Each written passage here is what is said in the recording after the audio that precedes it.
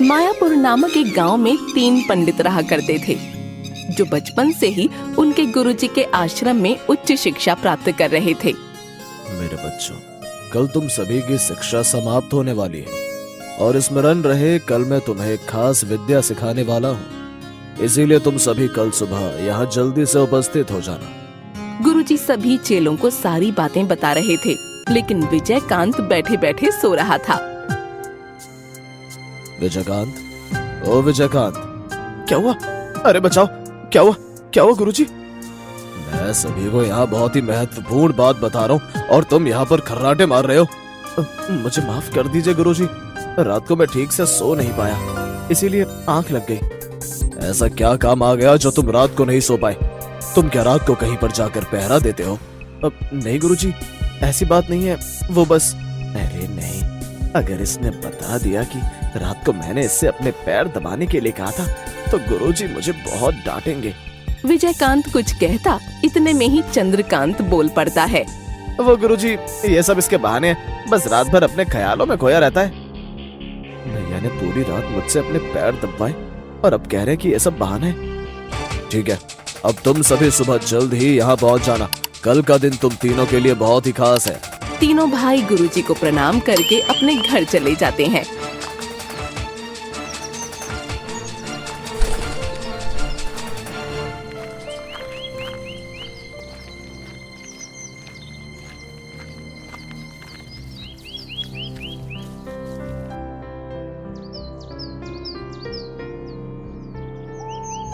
कल हमारी शिक्षा पूर्ण हो जाएगी और फिर हम एक शक्तिशाली पंडित बन जाएंगे। सही कहा तुमने लक्ष्मीकांत, कल का दिन हमारे लिए स्वर्ग के समान है। क्या मैं भी शक्तिशाली पंडित बन जाऊंगा? तुम और शक्तिशाली पंडित? तुमने तो तुम्हारी एक भी शिक्षा पूरी की ही नहीं है। हाँ भैया, इसने तो अपना सारा समय सोने में लगा दिया। तुमने एक शिक्षा बहुत ही अच्छे से पूर्ण की है और वो है रात को जागना और दिन में सोना। ये कहकर दोनों भाई उसका मजाक उड़ाने लगते हैं। चलो, अब रात बहुत हो गई है लक्ष्मीकांत, सो जाओ, सुबह जल्दी उठना है। हाँ, मैं भी सो जाता हूँ। भैया, मुझे भी तो गुरुजी के आश्रम में जाना है। तुम वहाँ जाकर क्या करोगे विजयकांत? तुम तो यहाँ अपनी सोने की शिक्षा पूरी करना। विजयकांत, मेरे पैर में दर्द हो रहा है, थोड़ी देर मेरे पैर दबा दोगे? लेकिन भैया, कल फिर मेरी नींद देर से खुलेगी, मुझे भी सो जाने दीजिए। अपने बड़े भाई की बात नहीं मानोगे? चुपचाप कुछ देर मेरे पैर दबाओ, हम तुमको सुबह जल्दी उठा देंगे। ठीक है भैया, मैं आपके पैर दबा देता हूँ। विजयकांत उन तीनों भाइयों में से सबसे छोटा था, इसलिए चंद्रकांत और लक्ष्मीकांत उस पर अपना हुक्म जताया करते थे। भैया, मुझ पर ये सब अत्याचार क्यों करते हैं? क्या मैं उनका भाई नहीं हूँ?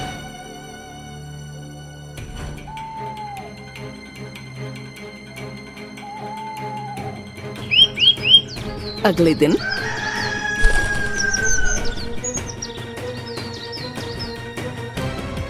अरे लक्ष्मीकांत, उठो, जल्दी उठो, नहीं तो हमको देर हो जाएगी। ठीक है भैया।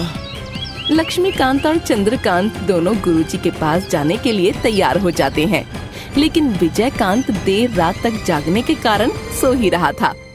भैया, आज मुझे बहुत खुशी हो रही है कि हम आज अपनी शिक्षा पूरी कर लेंगे। हाँ लक्ष्मीकांत, तुमने ठीक कहा, आज हम एक ज्ञानी और शक्तिशाली पंडित बन जाएंगे। भैया, इस विजयकांत का क्या करना है? ये तो भी खर्राटे मारकर सो ही रहा है। सोने दो उसको, वैसे भी वो वहां जाकर कौन सा तीर मार लेगा। ये कहकर दोनों भाई विजयकांत को बिना बताए गुरुजी के आश्रम में शिक्षा प्राप्त करने के लिए चले जाते हैं।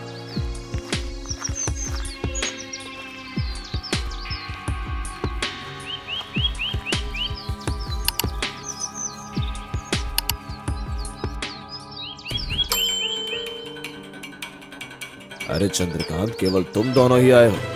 विजयकांत कहाँ है? होना कहाँ है गुरुजी, वो तो अभी भी सो ही रहा है। क्या इसको पता नहीं कि मैं आज इसको कितनी महत्वपूर्ण शिक्षा देने वाला हूँ? आज इसका इस आश्रम में आखिरी दिन है और ये अभी भी सो ही रहा है। गुरुजी, उसने आज तक एक भी शिक्षा पूरी की है जो आज करेगा। खैर छोड़ो, अब मैं तुम्हें जो शिक्षा देने वाला हूँ उसको ध्यान से समझना और सुनना। गुरुजी दोनों भाइयों को शिक्षा दे रहे थे और इधर विजयकांत अभी सो ही रहा था। आज तुम दोनों को इस आश्रम में पूरे 20 वर्ष हो जाएंगे और इन वर्षों में तुमने बहुत कुछ सीखा है। अब मैं तुम्हें एक मंत्र देता हूँ। गुरुजी ने दोनों भाइयों को वो शक्तिशाली मंत्र बता दिया। तो अब तुम्हारी शिक्षा पूर्ण होती है, और हाँ याद रहे, इस शिक्षा का कभी भी गलत इस्तेमाल मत करना। ठीक है गुरुजी, हम इस मंत्र का कभी भी गलत इस्तेमाल नहीं करेंगे। गुरुजी अब हमें जाने की आज्ञा दीजिए।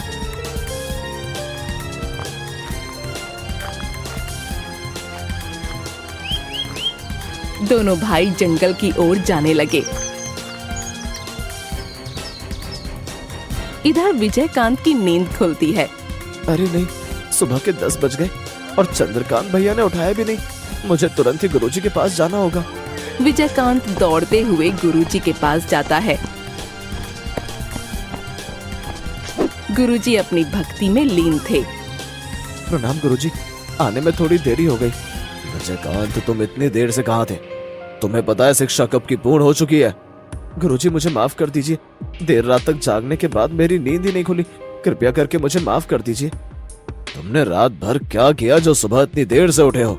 फिर विजयकांत ने रात वाली सारी बात गुरुजी को बताई।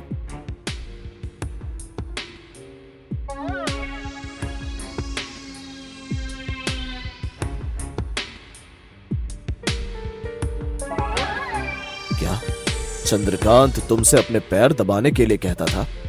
तो क्या अब मुझे शिक्षा नहीं मिलेगी गुरुजी? मैं अभी तक की सबसे शक्तिशाली मंत्र तुम्हें देने वाला हूँ, इसको ध्यान से समझना। गुरुजी ने वो मंत्र विजयकांत को बताया और उससे कहा, ये बहुत ही शक्तिशाली मंत्र है, इसका कभी भी गलत इस्तेमाल मत करना। ठीक है गुरुजी, मैं इस मंत्र का कभी भी गलत इस्तेमाल नहीं करूंगा। लेकिन चंद्रकांत भैया और लक्ष्मीकांत भैया कहाँ हैं? वो एक घने जंगल में भ्रमण के लिए गए हैं। मैं भी उनके पास जाता हूँ। अब मुझे आज्ञा दीजिए गुरुजी। विजयकांत उन दोनों भाइयों को ढूंढने के लिए जंगल में चला जाता है।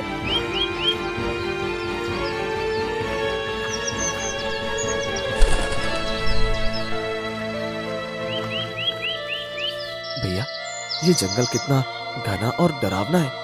क्या यहाँ पर कोई आता जाता नहीं है? सुना है यहाँ पर एक दानव का वास है, लेकिन मैं इन बातों पर विश्वास नहीं करता। लेकिन डरने की कोई बात नहीं, हमारे पास गुरुजी की दी हुई शक्तियाँ जो हैं।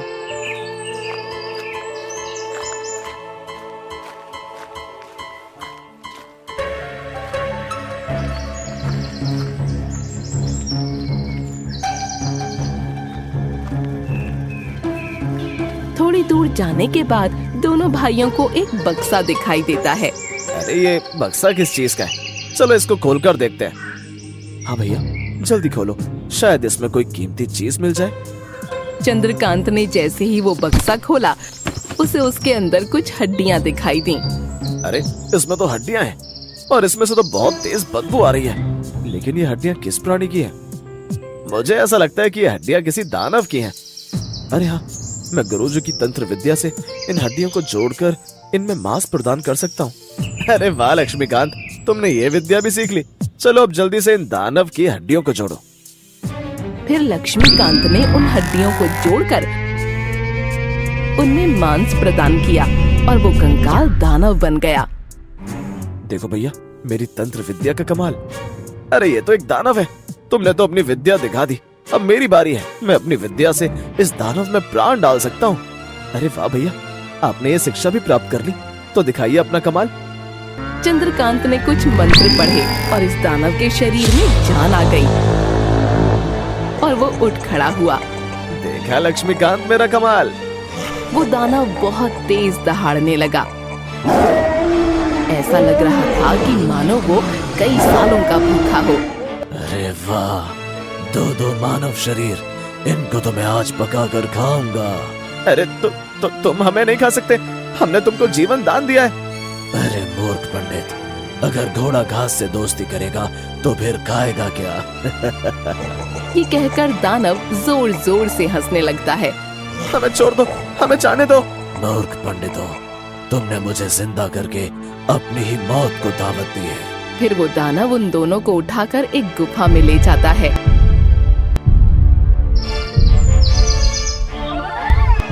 और उन दोनों को एक जगह बांध देता है। तुम यहीं रुको, मैं खाने के लिए मिर्च मसाले का इंतजाम करता हूँ। ये कहकर वो दानव गुफा से बाहर चला जाता है।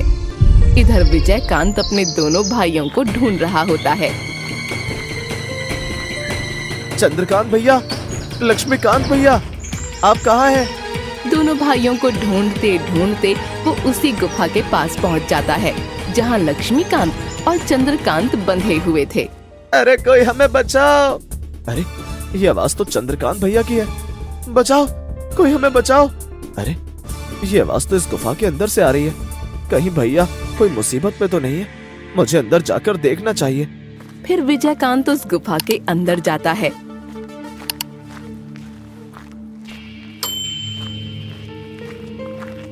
और देखता है कि चंद्रकांत और लक्ष्मीकांत एक जगह बंधे हुए हैं।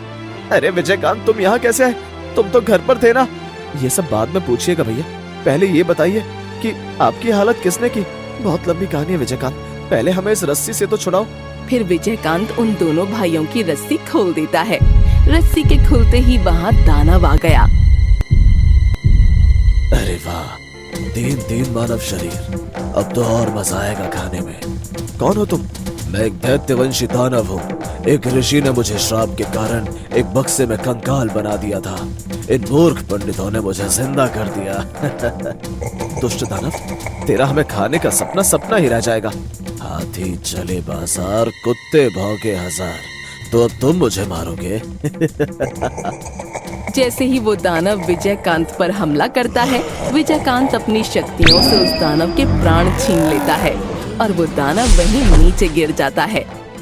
अरे वाह विजयकांत, तुमने तो इस राक्षस के प्राण छीन लिए, लेकिन तुमने तो एक भी शिक्षा पूर्ण नहीं की थी। फिर ये तुमने कैसे किया? फिर विजयकांत ने गुरुजी की सारी बात दोनों भाइयों को बताई। मुझे माफ कर दो विजयकांत, मैंने तुम पर बहुत अत्याचार किए। आप कैसी बात कर रहे हैं भैया? आप मुझसे बड़े हैं, आप जितना चाहे मुझे डांट सकते हैं। चलिए अब घर चलते हैं। तो क्या तुमने हमें माफ कर दिया? अरे हाँ मेरे प्यारे भैया, अब मुझे अच्छी तरह से समझ आ गया कि जीवन में किताबी ज्ञान ही जरूरी नहीं है, बल्कि हमें प्रकृति का ज्ञान भी लेना चाहिए। आपने सही कहा चंद्रकांत भैया। अब बातें यही करते रहोगे कि घर भी चलोगे? रात को मुझे आपके पैर भी दबाने हैं। विजयकांत की बात सुनकर दोनों भाई हंसने लगते हैं।